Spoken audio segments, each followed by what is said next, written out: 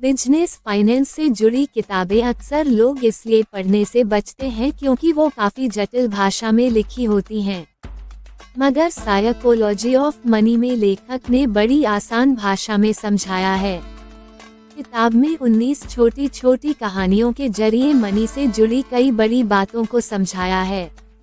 Personal finance से जुड़ी आपको कई ऐसी किताबें मिल जाएंगी जो बताती हैं कि कौन सा स्टॉक बढ़िया, एक मजबूत कंपनी कैसे चुने, कैसे निवेश करें, कहाँ निवेश करेंगे। मगर ऐसी गिनी चुनी किताबें हैं जो आपको बताती हैं कि पर्सनल फाइनेंस है क्या, ये क्यों जरूरी है और ये बात साइकोलॉजी ऑफ मनी से बेहतर कौन बता सकता है। मॉर्गन हाउसल एक अवार्ड विनिंग ऑथर, लेखक और स्तंभकार हैं। उन्होंने अपनी किताब साइकोलॉजी ऑफ मनी में रुके पैसे के पीछे साइकोलॉजी का कनेक्शन बताया है। अगर आप पैसे को लेकर कुछ जमीनी चीजें सीखना और समझना चाहते हैं तो आप इस किताब को बेशक पढ़ सकते हैं। इस किताब से मिलने वाली कुछ 11 प्रमुख बातों का जिक्र करने जा रहे हैं। Chapter 1, the greatest shown on earth. जब लेखक मॉर्गन हाउसल कॉलेज में पढ़ते थे तब पैसे कमाने के लिए जॉब किया करते थे। जहाँ पर वो काम करते थे वो लॉस एंजलिस का एक आलीशान और महंगा होटल था। एक बार वहाँ एक गेस्ट आया जो अक्सर वहाँ पर आया करता था।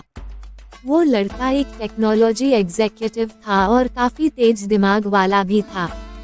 20 साल की उम्र में उसने सिर्फ वाईफाई राउटर के लिए की कंपोनेंट डिजाइन करके उसे पेटेंट करवाया था। उस यंग मिलियनेयर ने कई सारी टेक कंपनीज को स्टार्ट किया और बाद में उसे बेच दिया। वो लड़का काफी सफल भी था, लेकिन वह पैसों की कदर नहीं करता। पैसे के प्रति उसका व्यवहार बहुत ही स्टूपिड था। वो लड़का जहाँ भी जाता था वहाँ पर वो अपने साथ नोटों की गड्डी रखता था और जिसके साथ भी बात करता था उसे वो ये पैसे दिखाता था। वो लड़का शराब पीकर बड़ी बड़ी डींगे मारता था। एक दिन उस आदमी ने गाड़ी पार्क करने वाले गार्ड को बुलाया और उसे कुछ नोट्स देकर पास वाली दुकान पर जाने का ऑर्डर दिया। गार्ड को नोट के बदले में दुकानदार ने $1000 के सोने के सिक्के दिए। उस यंग लड़के ने उस सोने के सिक्के का क्या किया होगा? उसने वो सारे गोल्ड कॉइन्स पास वाले समुद्र में फेंक दिए और उसने अपने दोस्तों को भी बुलाया और सब ने मिलकर उन गोल्ड कॉइन्स को समुद्र में ऐसे फेंक दिए जैसे कोई तालाब में पत्थर फेंकता है। उसके कुछ ही दिनों के बाद वो यंग मिलेनियर एक होटल में एक लैंप से टकरा गया। उसके बाद उस होटल के मैनेजर ने उससे कहा कि लैंप की कीमत $500 है, तो इस यंग लड़के ने तमाशा खड़ा कर दिया। उसने अपने जेब से पैसे निकालकर उस होटल के मैनेजर के मुंह पर मारे और कहा कि ये रहे $5000, अब दोबारा मुझे अपनी शक्ल मत दिखाना। शायद आप अभी यह सोच रहे होंगे कि ये मात्र एक कहानी है, कोई सच नहीं है। और आप यह भी सोच रहे होंगे कि क्या उस यंग मिलेनियर का क्या हुआ होगा। लेकिन यह कहानी एकदम सच है। इस किताब में आप ऐसी ही सच्ची कहानियां पढ़ेंगे, लेकिन इस कहानी के अंत में इस यंग मिलेनियर का दिवाला निकल जाता है। उसने कुछ ही सालों में उसने जो कुछ भी कमाया हुआ था वो सब कुछ उड़ा दिया। उसके सारे पैसे खत्म हो गए और उसके यार दोस्त भी उसे छोड़ के चले गए। अपने पैसे से आप सब कुछ खरीद सकते हैं, लेकिन अच्छा व्यवहार नहीं खरीद सकते। चलिए एक और कहानी को पढ़ते हैं। रोनाल्ड रीड एक दरबान था। वो एक छोटे से गांव में पैदा हुआ था और पला बड़ा था। वो अपने परिवार का पहला ऐसा इंसान था जिसने हाई स्कूल तक की पढ़ाई की हुई थी। और उससे भी मज़ेदार बात यह थी कि वो रोज स्कूल पहुंचने के लिए लोगों से लिफ्ट लेकर स्कूल पहुंचता था। रोनाल्ड एक साधारण जिंदगी जी रहा था। 25 साल तक उसने एक गैस स्टेशन पर गाड़ियां रिपेयर करने का काम किया। उसने जेसी पन्हे में 20 सालों तक फ्लो की सफाई का काम किया। उसके बाद 38 साल की उम्र में उसने 2 बेडरूम का घर खरीद लिया। उसने वो घर $12,000 में खरीद लिया था और अपनी पूरी जिंदगी उसी घर में ही गुजारी। रोनाल्ड रीड की शादी भी हुई, लेकिन कोई बच्चा नहीं हुआ। जब वो 50 साल का हुआ तो उसकी वाइफ चल बसी। उसके पड़ोसी का कहना था कि रोनाल्ड की हॉबी लकड़ियां काटना था। जिस दिन रोनाल्ड ने न्यूज हेडलाइन बनाई वो दिन था उसके मौत का। यह बात 2014 की थी। वो 92वें साल का था और उसके पास $8 मिलियन थे। उसने $2 मिलियन अपने 2 सौतेले बच्चों के लिए छोड़े थे और $6 मिलियन एक हॉस्पिटल और एक बड़े लाइब्रेरी को डोनेट कर दिए थे। अगर आप विकिपीडिया पर रोनाल्ड रीड सर्च करेंगे तो उसमें आपको पता चलेगा कि वो एक चौकीदार, गैस स्टेशन अटेंडेंट, इन्वेस्टर, समाज सेवक और मिलेनिया था। अब आपके मन में यह सवाल जरूर आया होगा कि ये कैसे हुआ। इसमें कोई ट्रिक नहीं है।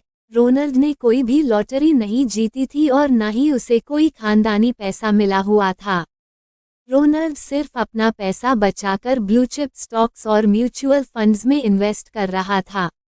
बस इतनी सी बात थी। वो एक एक पैसे को सेव करके उसे स्टॉक्स और म्यूचुअल फंड में निवेश करता था। यहाँ तक कि उसने कभी इंटरेस्ट भी निकाला नहीं था। उसने अपने सेविंग्स को सालों साल तक कंपाउंड किया हुआ था और उसके मौत तक उसके पास $8 मिलियन रकम जमा हुई थी। क्या आप कंपाउंडिंग का कंसेप्ट जानते हैं? चलिए इसके बारे में बाद में बात करेंगे। उसके पहले मैं आपको एक और रियल स्टोरी सुनाना चाहता हूँ। कहानी नंबर 3। अब नज़र डालते हैं उस आदमी की ओर जो रोनाल्ड रीड से बिल्कुल हटकर था। उसका नाम रिचर्ड फ्यूज था। वो एक एग्जीक्यूटिव था और उसने हार्वर्ड से MBA किया हुआ था और वो 40 की उम्र में रिटायर्ड हो गया था। उसका अंडर 40 सक्सेसफुल पीपल की लिस्ट में उसका नाम भी शामिल था। बड़े शहर में 18,000 स्क्वायर फुट का एक बड़ा सा बंगला था जिसमें 2 स्विमिंग पूल, 2 लिफ्ट, 2 गराज और 11 बाथरूम थे। इस बंगले के मेंटेनेंस का खर्चा ही $90,000 पर मंथ का था। इसके मेंटेनेंस में रिचर्ड ने काफ़ी बड़ा उधार लिया हुआ था, लेकिन फिर उसके किस्मत ने करवट बदली यानी कि 2008 में फाइनेंशियल क्राइसिस आया और रिचर्ड रातों रात फुटपाथ पे आ गया। इन दोनों यंग मिलेनियर्स यानी कि रोनाल्ड रीड और रिचर्ड जी की कहानी से हमने क्या सीखा? फाइनेंशियल सक्सेस कोई साइंस नहीं है, बल्कि फाइनेंस ही एक ऐसा फील्ड है जहां रोनाल्ड जी जैसे लोग भी सफलता हासिल कर सकते हैं। एक हम्बल एजुकेशन और एक्सपीरियंसेस वाला इंसान सर्जन, आर्किटेक्ट या इंजीनियर नहीं बन सकता, लेकिन फाइनेंस में रोनाल्ड रीड जैसा मामूली इंसान भी काफ़ी बढ़िया अचीवमेंट कर सकता है। फाइनेंशियल सक्सेस एक सॉफ्ट स्किल है जिसे कोई भी सीख सकता है। यह एक यूनिक फील्ड है जहां आपकी नॉलेज से ज़्यादा आप कैसे बिहेव करेंगे यह ज़्यादा मायने रखता है। फाइनेंस की फील्ड पैसे का मनोविज्ञान समझने का तरीका यह है कि आप चाहे जहां से भी हो या जैसे भी हो, पैसा आपका दिमाग बड़ा बनाता है। बस आपको ध्यान देने और अलर्ट रहने की ज़रूरत है। हर कोई अमीर बन सकता है, लेकिन हर कोई हम्बल नहीं होता है। Chapter 2 no one's cry. Author example देते हैं। लॉटरी टिकट का। अमेरिकन जनता movies, video games, music, sporting events और बुक्स के कंबाइन अमाउंट से ज़्यादा लॉटरी टिकट खरीदने में खर्च करते हैं। आपको यह जानकर हैरानी होगी कि ज़्यादातर लॉटरी टिकट कौन खरीदता है? न अमीर, न मिडिल क्लास, बस गरीब लोग। वह गरीब लोग जो इतने गरीब हैं जिन्हें अगर इमरजेंसी हो जाए तो 30 से 35 हजार अरेंज नहीं कर सकते। ऐसे गरीब लोग वहां पर सालाना 30 से 35 हजार रुपए की लॉटरी टिकट खरीद लेते हैं। ऐसा क्या फाइनेंशियल सेंस लॉटरी टिकट खरीदने का बनता है? वह पैसा जो इमरजेंसी के समय उनके काम आ सकता है, उससे वह लॉटरी टिकट खरीद लेते हैं। क्या यह फाइनेंशियल डिसीजन आपको सही लगता है? आप शायद कहेंगे नहीं, यह क्रेजीनेस है। लेकिन जो आपको और हमको क्रेजी लगता है, वह गरीब आदमी के लिए रैशनल और वाइज डिसीजन है। कैसे? उसके लिए ऑथर गरीब आदमी की सोच के बारे में बताते हैं। गरीब आदमी जो लॉटरी खरीदता है, वह कहता है, हम लोग जो महीने में कमाते हैं उससे ज़्यादा खर्च हो जाता है। सेविंग्स की तो कोई पॉसिबिलिटी ही नहीं होती। बहुत ज़्यादा सैलरी, ओकेशंस, बड़ी गाड़ी, बड़े घर, ये सब हमसे बहुत दूर हैं। उतना ही कि हम अपने बच्चों को बड़े कॉलेज में एडमिशन करवा सकते हैं। यह सब हमारे लिए सपना है। इन सपनों को जो मिडिल क्लास और अमीर जी रहे होते हैं, ऐसे सपने को साकार होने के चांसेस हमें सिर्फ लॉटरी टिकट खरीदकर और लॉटरी लगने पर ही लगते हैं। लॉटरी टिकट खरीदते हुए हमें लगता है कि हम सपनों को सच करने के लिए पैसे दे रहे हैं। आपको यह क्रेज़ी लगेगा, क्योंकि जो हमारे लिए सपना है, वह बहुत से लोगों को आसानी से मिला हुआ है।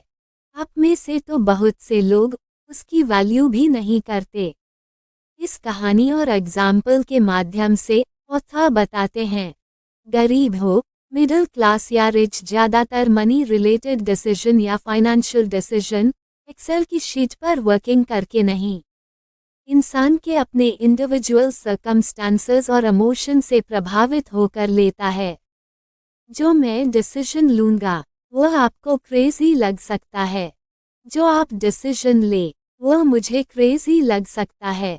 आपकी फाइनेंशियल सक्सेस इस पर डिपेंड करती है।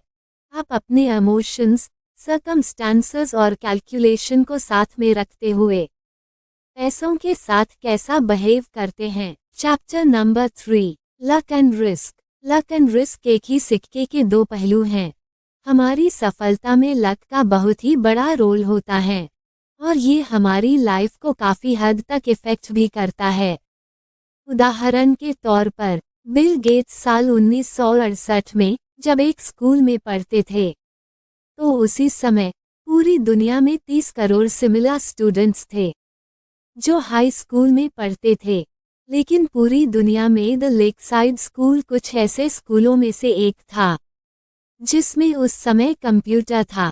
स्कूल के पास इतना पैसा और दूरदर्शिता थी कि उन्होंने अपने स्कूल के लिए कंप्यूटर खरीदा। बिल गेट्स और उनके दोस्त पॉल एलेन लाखों करोड़ों बच्चों में से एक थे। वह लकी स्टूडेंट जिन्हें उस समय कंप्यूटर का एक्सेस मिला। बिल गेट्स ने यह बात ऑन रिकॉर्ड भी कही है, अगर उनका स्कूल लेकसाइड नहीं होता तो शायद माइक्रोसॉफ्ट भी नहीं होता। इस तरह और भी बहुत सारे फैक्टर्स थे बिल गेट्स के सक्सेस होने के, लेकिन लक उनमें से एक था। बिल गेट्स के एक और दोस्त केंट एवंस की बात करते हैं। केंट एवंस बिल गेट्स और पॉल अला के बेहतरीन दोस्त थे। उनके सभी कंप्यूटर एडवेंचर के पार्टनर थे। बिल गेट्स का कहना है, अगर केंट एवंस ने स्कूल खत्म किया होता तो वह निश्चित माइक्रोसॉफ्ट में फाउंडिंग पार्टनर होते। लेकिन केंट एवंस ने स्कूल खत्म ही नहीं किया। केंट एवंस स्कूल में ही एक माउंटेनियरिंग एक्सीडेंट के दौरान मारे गए।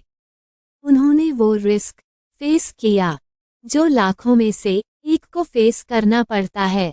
माउंटेनियरिंग में लाखों लोग जाते हैं, लेकिन मरता लाखों में से एक ही है।